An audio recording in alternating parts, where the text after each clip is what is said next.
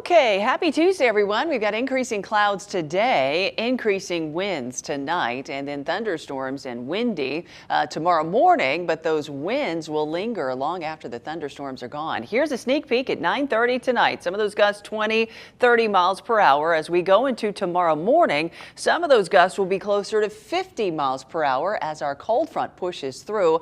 The front is out of here by, mid-morning, but look at what happens tomorrow afternoon. Those gusts are still going to be up in the 40s at times, lingering through Thursday. Look at that, 30 and 40 mile per hour gust, finally dying down by Thursday night. So it's going to be all about the winds and those thunderstorms coming our way. By the way, here's the line back here pushing through Texas. Quite a tornado watch. A strong cold front creating a squall line heading through Louisiana today. Look at that. We've got a hatched area today with the best chance of some of those tornadoes, or at the very least some pretty significant severe weather across parts of the South today.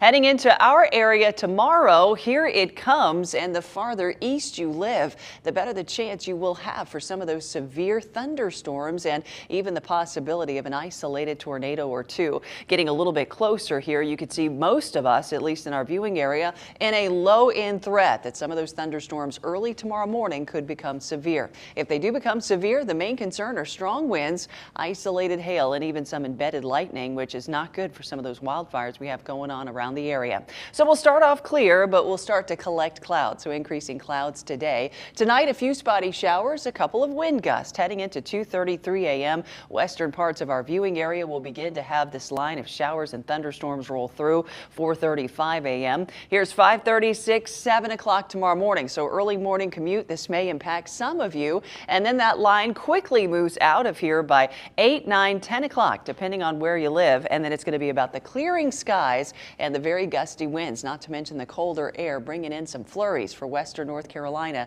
heading into Wednesday night and early Thursday. So some big changes pretty quickly.